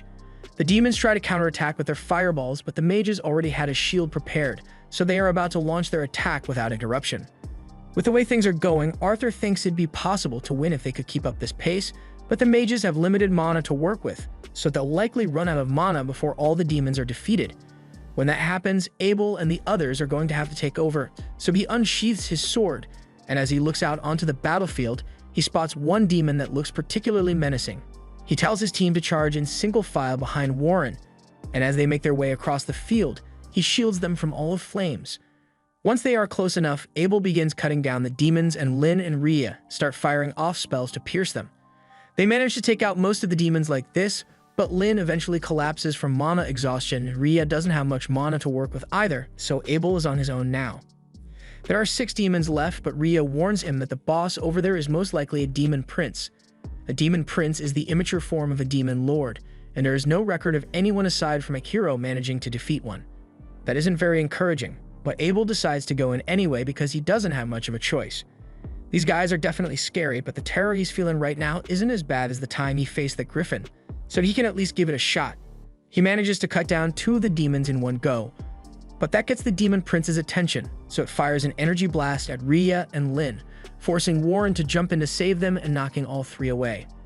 Now it's just Abel and the demon prince left on the battlefield, and for a moment, Abel tries to convince himself that he can win a one-on-one against the demon prince, but that hope is immediately dashed when the demon prince flash steps in front of him and knocks his sword away. Abel remains calm and keeps his sword up, but internally, he knows there's no way he's winning this fight with such a huge gap in strength and speed. Just then, Clive hits the demon prince with a powerful spell from across the field, but it does almost nothing against it, and now the rest of the demons are targeting Clive's group, so his shield is destroyed and his group is left to be consumed by the flames. The situation is only going to get worse from here, so Abel decides to go all in and uses his zero-turn skill as the demon prince charges at him. This skill allows him to deflect the demon prince's sword and then make a 0-point turn to aim for its neck, but somehow the demon prince was able to see it coming, so it dodges his strike and smacks him away. Abel can barely stand now, so the demon prince walks up and he is about to decapitate him, but at the last second, Abel hears a distinct drop of water, and in that moment, Rio comes crashing through the ceiling. Rio is glad he managed to find Abel in time, and Abel is convinced that he must be hallucinating because he never would have expected to see Rio at a time like this. Rio tells him that there are a lot of people who are worried about him and the others, so they should head back as soon as they can, and he'll handle the monsters here in the meantime. Abel tries to warn Rio that the monster is a demon prince, but Rio thinks he's joking because he has fought a demon before, and this guy doesn't seem like he's anywhere close to her level. But then again, since this is essentially a baby demon lord, it makes sense that it's still so weak. He starts walking over to the demon prince, and the remaining demons try shooting fire at him. But Rio casually counters with his icicle lances, and before they even realize what's happening, he has already decapitated them all. The demon prince looks back and sees the heads of his men falling to the ground, so it is immediately clear to it that Rio won't be as easy to defeat as the others. The demon prince readies its sword for battle, and Rio wants to have a little fun here, so he takes out his sword as well to see what the demon prince can do. Before this, Natalie ran all across town looking for Rio, and when she finally found him, she frantically informed him that Abel and his party got stuck in the dungeon. As soon as Rio heard those words, he immediately created an ice cart around Natalie and carried her all the way to the dungeon entrance because there was no time to waste. By the time they got there, Natalie had filled Rudo in on all the details regarding the disappearance, so he understands how serious the situation is, and he's glad that she told him about it, but he's a little curious about how she knew to come looking for him. Natalie explains that when they met a few days ago, Abel told her that if there was ever any trouble and she couldn't get to him for help, then she should go find Rio as soon as she can because he's the most reliable person Abel knows. That does sound like something Abel would say, and it makes Rio happy to know that his friend thinks so highly of him. But he really needs to get going, so he runs straight for the gate. The adventurers in charge of guarding the dungeon try to stop him, but Rio doesn't have time to deal with them, so he just blocks them out with ice walls and goes in anyway. Once he was inside, he recalled that Natalie said the signal came from the 40th floor, but he didn't have time to go down the normal route, so he used his water jets to cut through the ground, and that's pretty much how he ended up here. The demon prince makes the first move and charges into attack, but its movement speed is way too slow to outpace Rio, so he calmly sidesteps the demon prince's attack and slices its head off in one swift motion. Abel and the others can't believe Rio was able to take the demon prince down so quickly, but it turns out that the fight isn't over yet. The demon prince picks his head off the ground and reattaches it to his body, which must be really embarrassing for it considering the fact that it's fighting a mere human. Rio can't deny that the ability to regenerate will be troublesome to deal with, but it shouldn't be too hard since there's nothing the demon lord can do to harm him. In fact, just to assert dominance, Rio creates over 200 abrasive jets around the demon prince, and before it could even grasp just how screwed it was, Rio had already shredded the demon prince's body to dust, and there's no way it's regenerating from that. The battle is now officially over, so Abel thanks Rio for his help, but Rio says words are cheap, so if Abel really wants to thank him, then he's paying for dinner tonight. Arthur introduces himself as an advisor from the Bureau of Royal Magicians, says he is incredibly grateful for what Rio has done because without him, they most certainly would have died here. But Rio says there's really no need to thank him because he would never hesitate to help people in trouble. If anything, he wishes he could have gotten here sooner, because then there would have been far fewer casualties. Arthur agrees that this truly is still a tragedy, so he says that once the mages have recovered a bit of their magic, they'll start collecting the remains of those who perished so they can have a proper burial. In the meantime, Abel asked Rio to help him gather magic stones from all the devils, since he'd like to use the money to support the families of the deceased. Rio is more than happy to help, but there's something that has been bothering him since he first arrived here. When he dropped down from the 39th floor, he felt like he had entered some kind of barrier, but after he killed the demon prince, the effects seemed to have disappeared. And that's not the only strange thing he sensed either, because from the probe spell he performed on his way down here, he could feel something odd over by the staircase. They plan to go investigate on their way out, but for now, they need to start collecting the magic stones. Even in Arthur's many years as a mage, this is the first time he has ever really seen a devil's magic stone, and there aren't any reliable records of them either. Because devils tend to appear out of nowhere, there has been speculation that they are able to use space-time magic, but that theory has never been confirmed. Elsewhere in the world, the hero's party has just activated an altar used to summon the demon lord, and a few moments later, a portal opens up right in front of them. Leonor steps out of the portal, and the hero calls her the demon lord, which has her really confused since last time she checked, that's not her title. She honestly just came here because she felt some strange energy and wanted to check it out, but after hearing that this guy is a hero, it gets her all excited since a hero must be really strong, and she's always down to have a good fight. The hero raises his sword and declares that he will kill Leonor today, and she eagerly welcomes the challenge. But a second later, all her expectations come crashing down as she realizes that this loser is weak as hell. She was barely even trying to hit him, but her sword went clean through his chest, so she's really disappointed. She pulls her sword out and looks over to the hero's friends, all completely petrified and unsure of what to do next. Leonor doesn't particularly enjoy killing people, so she teleports behind the mage and tells the group to just pack it up and go home, because if the hero was that weak, then none of them would survive half a second against her. Also, they might want to start attending to their friend over there since she didn't hit any of his vital organs, so he still has a good chance of surviving if they treat him quickly. The party does the smart thing and accepts Leonor's mercy, so they rush over to start healing the hero, and while they do that, Leonor heads over to the altar. She's still really disappointed that the fight was such a letdown, but the magic gem they used to summon her is quite interesting, so she's satisfied with the outcome of this trip. She teleports the gem into her storage and the hero yells for the demon lord to wait, but Leonor is getting sick of the misunderstanding, so she tells everyone that she's not the demon lord. The group can't believe it because if she's not the demon lord, then how could she be so strong? Leonor doesn't really know how to answer that since from her perspective, the hero party is just really weak, but she does give them a little credit because she's sure that at their current level, they could probably defeat the real demon lord if they worked together, but she's way stronger than that guy. The hero still can't wrap his head around the fact that creatures stronger than the demon lord exist, because how is he still to compete with that as a human? But Leonor tells him she has personally met a human who was just as strong as she is. His name was Rio, if she is recalling correctly, and fighting him was a lot of fun. So if she had to power scale him, she'd say Rio was 10,000 times stronger than the hero currently is. After that, Leonor teleports away, leaving the hero's party to carry on with the rest of their day. At the same time, back in the dungeon, Rio and the other adventurers are on their way over to the staircase to return to the surface, and once they get there, Rio shows Arthur the anomaly he was talking about earlier. It looks like a magic gem, but Arthur has never seen anything like it before, so he's not sure what it's used for. He decides he wants to take it back with him to the surface to analyze it properly, so he stuffs the gem into a storage bag, and the group continues their journey. Everyone eventually makes it back to the surface, and Hugh makes preparations to take care of all the adventurers who were injured. In the meantime, Natalie meets with Abel and the others to confirm they are okay, and Abel thanks her for her quick thinking, because if she hadn't gone to get Rio, they never would have made it back. Things here are wrapping up quite nicely, and Hugh is relieved that Abel and the others survived, because if they had died down there, it would have been a major catastrophe. But that said, he still has something he needs to address, so he gives Rio's attention and demands to know why he rushes past the guards to get into the dungeon, even though he knew it was off limits. Rio didn't think Hugh would remember to bring that up, so he apologizes for breaking the rules. However, Arthur sticks up for him and tells Hugh to take it easy on him because if Rio hadn't rushed in like that, none of them would have made it back alive. Hugh is shocked to hear that and asks Arthur what he means by that, but Arthur doesn't want to talk about it in the open, so he asks Hugh to come to a private tent with him. Once the two of them are alone, Arthur fills Hugh in on everything that happened down in the dungeon, including the devils and the demon prince. Hugh can hardly believe what he's hearing since the appearance of devils at a time like this is insane, and it's nothing short of a miracle that they made it back at all. He assumes Abel must have worked really hard to protect everyone, and while Arthur agrees that Abel's performance was incredible, even he was no match for the demon prince. But just as he was moments away from death, that's when Rio showed up. Hugh was still trying to process all this because he knew that Rio was talented, but he had no idea that the kid was able to challenge a demon prince by himself. However, Arthur tells him that challenge isn't the right word to use here, as what Rio did was nothing short of a one-sided slaughter.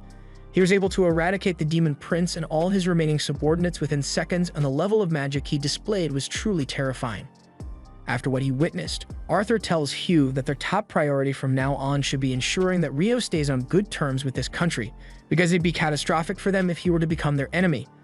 On that note, Arthur asks for Hugh's cooperation in erasing all evidence of Rio's strength from the field report, since they can't have those idiotic aristocrats learning about Rio and trying to force him to do unreasonable things. The next morning, Rio is wandering through town when he smells something delicious nearby.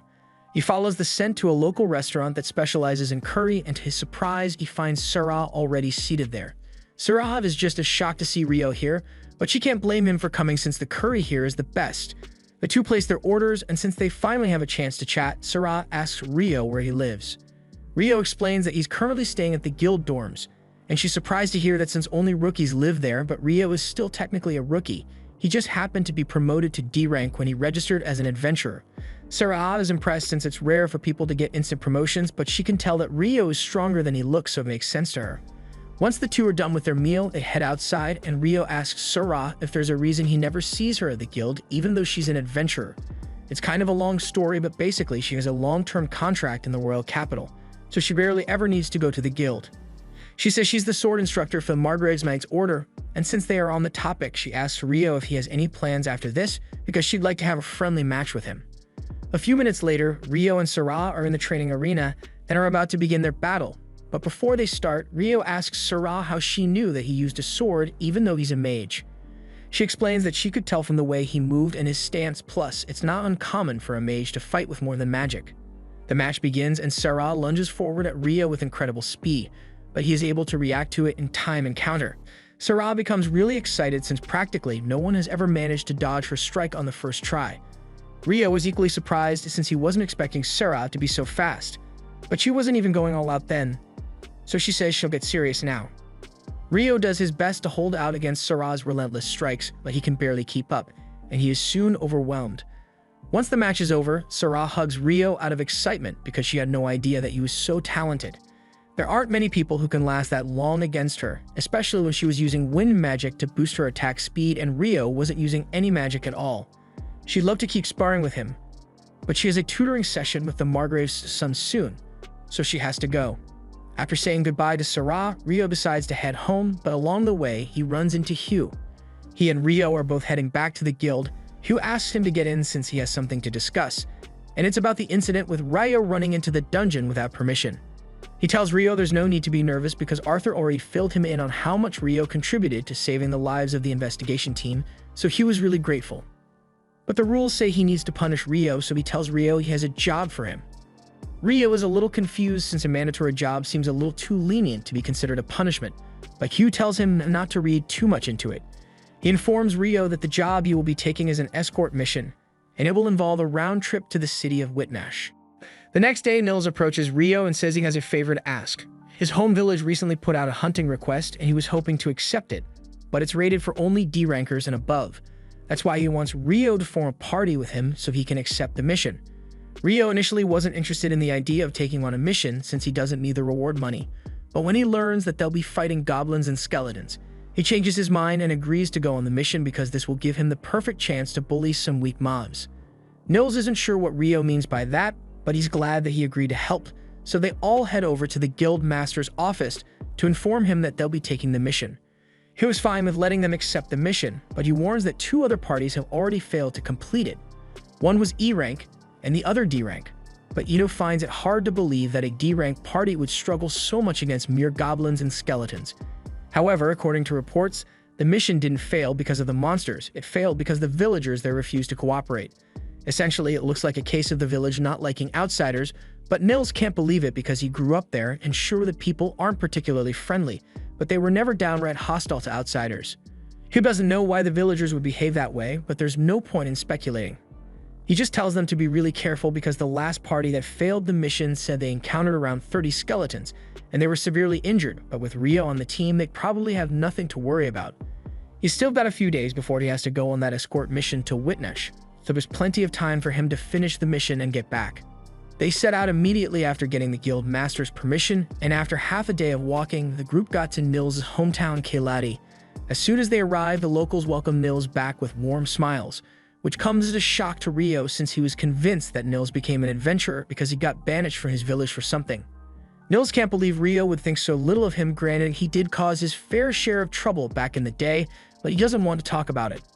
He leads everyone into the village so they can all talk to the mayor about the mission, and before long, they arrive in his house. Nils heads in first, and Bulin is elated to see him because it has been a year since he left the village. He then notices the others standing by the door, so Nils introduces them as his party members, and they all sit down to discuss the mission at hand. Bulin is a little relieved that Nils and his party will be the ones handling the job now, since he already understands the customs of this village. But on that note, Nils asks if it's true that the village was uncooperative with the last group of adventurers that was sent here. Bulin says he will explain what happened, so he tells them that a while ago, skeletons began appearing at the edge of the eastern woods. At first it was just a few at a time, but soon enough, the forest was crawling with them, so Bulin decided to put in a request to have them hunted. The first party that got here set out to take care of the skeleton problem, but unfortunately, they ended up taking the fight somewhere they shouldn't have.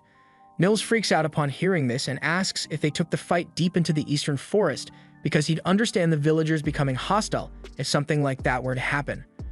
Bulin admits that getting mad at the adventurers over it might have been a little unreasonable, since they were in the middle of a life-or-death fight when it happened, but everyone here was very uneasy about the fact that blood was spilled in that part of the forest. Nils realizes the others must have no idea what he and Bulin are talking about, so he explains that it involves one of their village's biggest secrets, and unfortunately, he can't fill them in on all the details without first getting permission from the village elders, so he asks them to be patient and wait for him to meet with them. In the meantime, the others are invited to rest at Nils' house with his siblings, and when they are there, they start talking to his brother Niloy. Niloy is glad that Nils brought back such trustworthy people, and as long as it's them, he's sure no one in the village will object to them handling the hunt. The last group that came here completely ignored the village's traditions and stormed into the woods without listening to them, which is why none of the villagers were willing to help those guys, but Rio and the others are different. Just then, Nils returns from the council meeting, and long story short, they got permission to begin the hunt, so Nils suggests they should start by looking for goblins during the day, and after that, they'll deal with the skeleton. He also got permission to fill the others in on the village secret, but he needs them to promise that they'll keep their lips sealed regarding what they are about to hear. The others all agree to keep the secret, so Nils tells them that there are two special things about this village.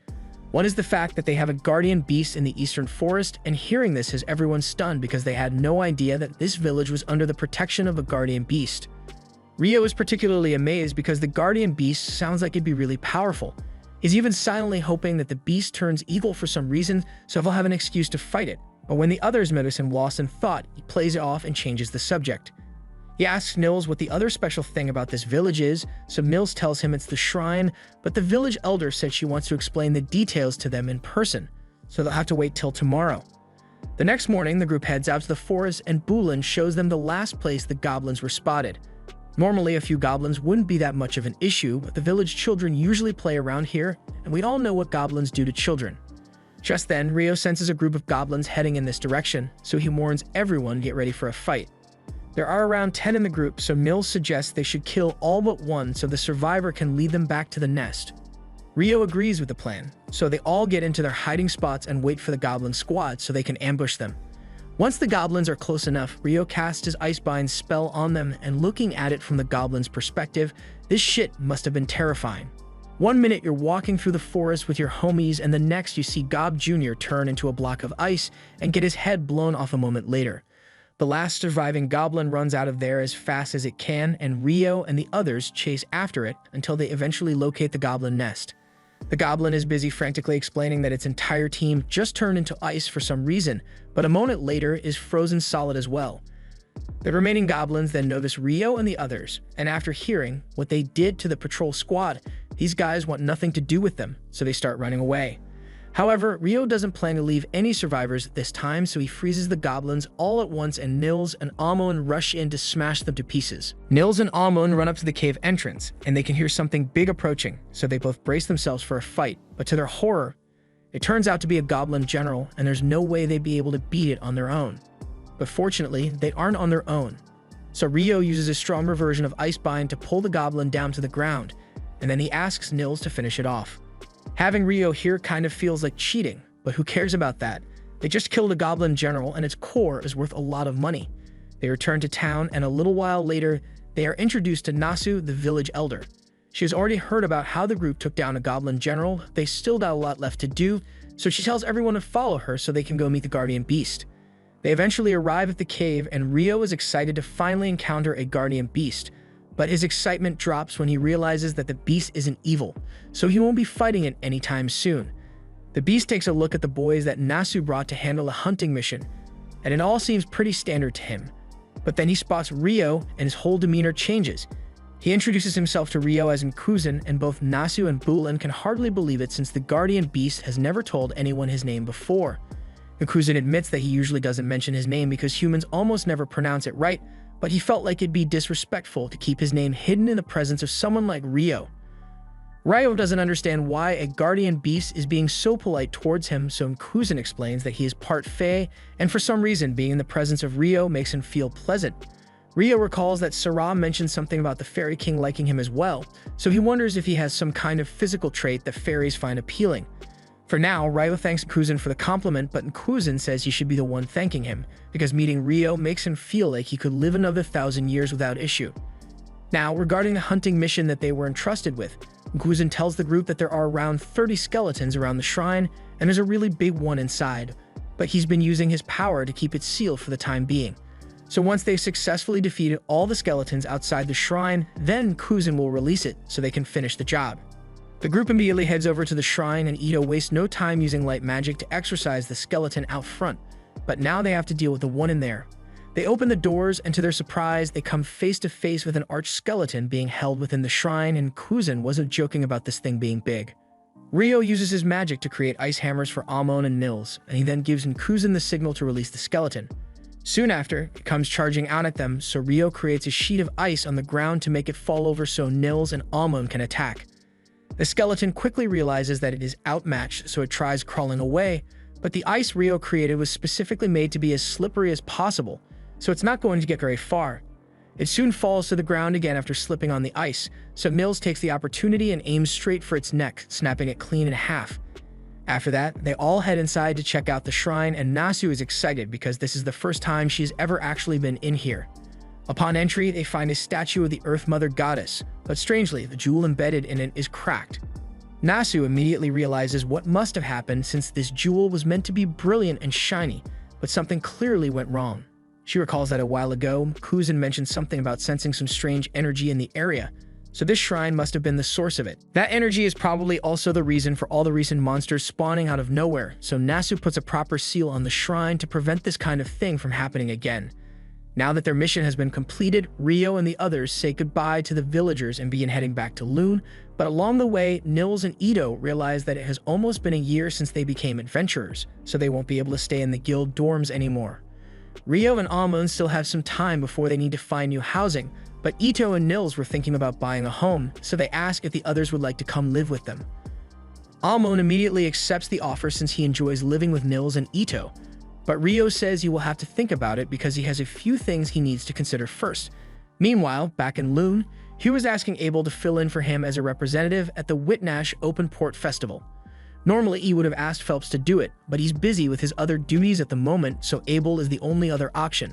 Meanwhile, over in the Empire, it has just been confirmed that the commander of the Mage Order will be attending the Whitnash Festival as well, and her subordinate, the Inferno Magician, will be coming as well.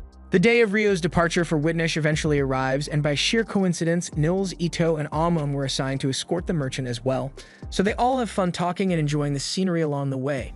Once they finally arrive at Whitnash, the merchant thanks them all for their help and says his business here will last for 10 days, and once he's done, he will need them to join him for the return trip. But until then, they are free to do whatever they want. Rio and the others are excited to hear that since it means they'll get to enjoy the festival here, so they all run off to start trying out all the food stalls they can find.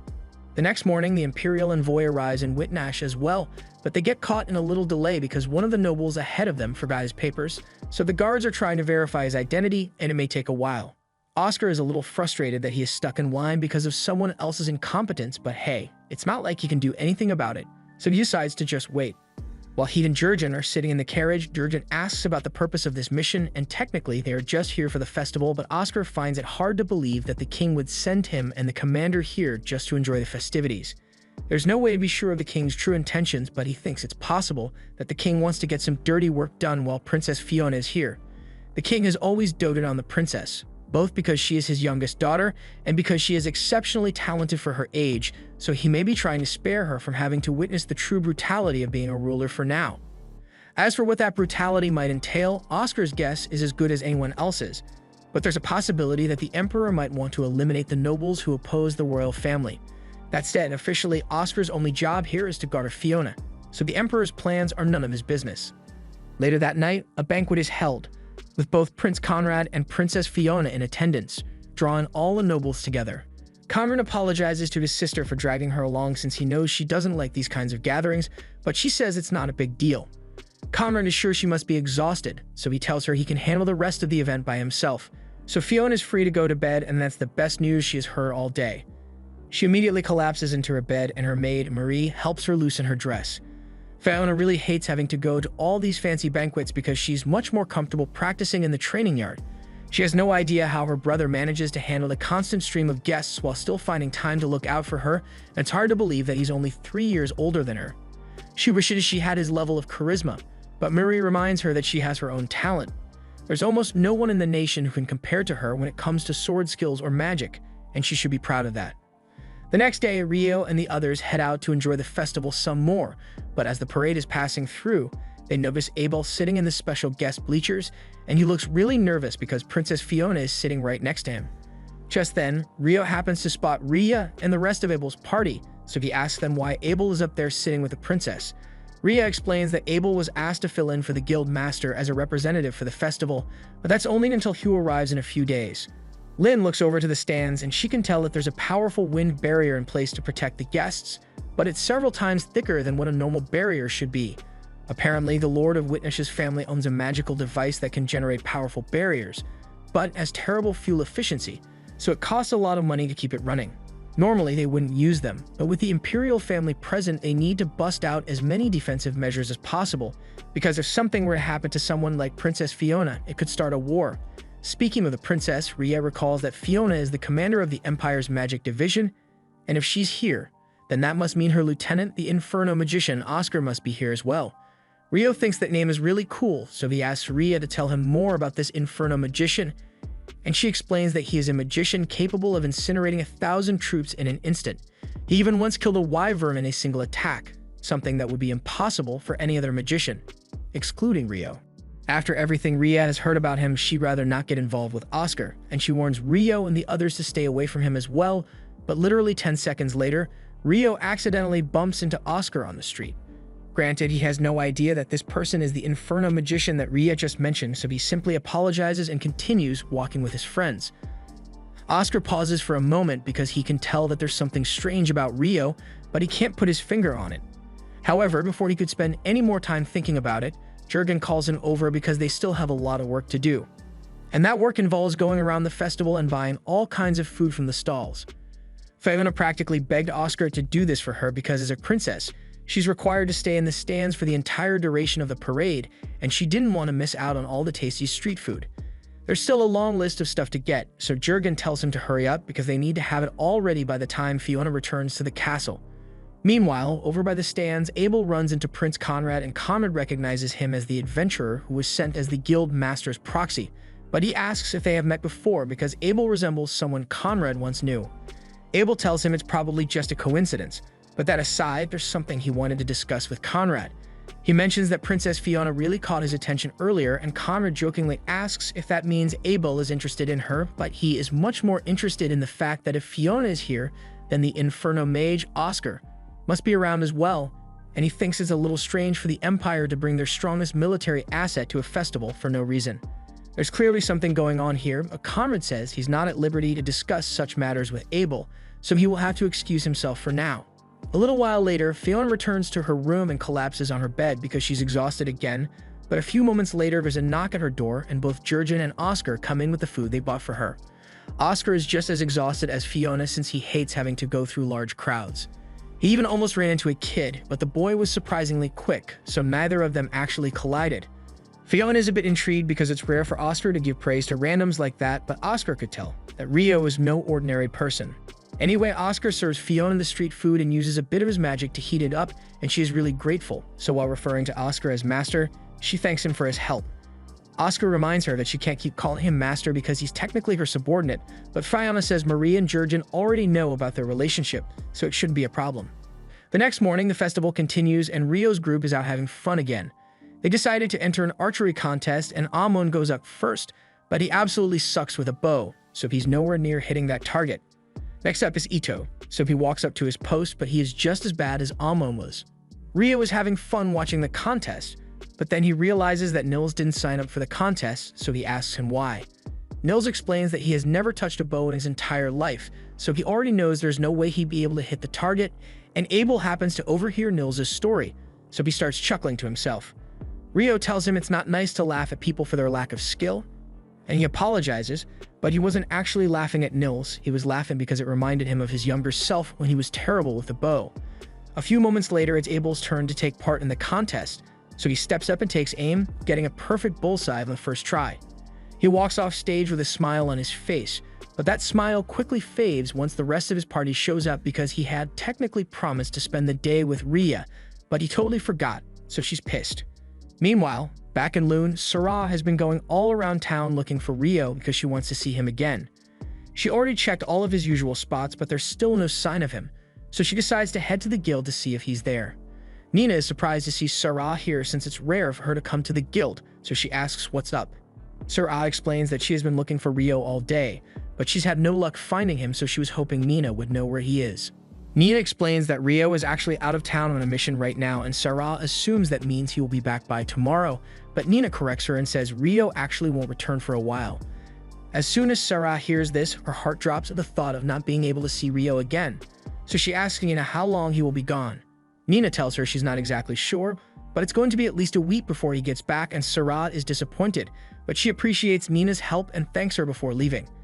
At the same time, over in Witnach, Rio is getting ready to watch the boat race contest because Nils and Amon are going to participate in it.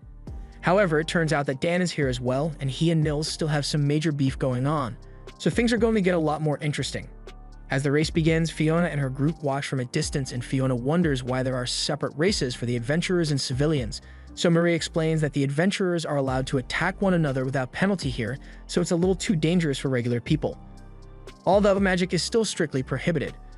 As soon as the race began, Nils and Dan immediately began attacking each other with their oars, completely forgetting that this was supposed to be a race.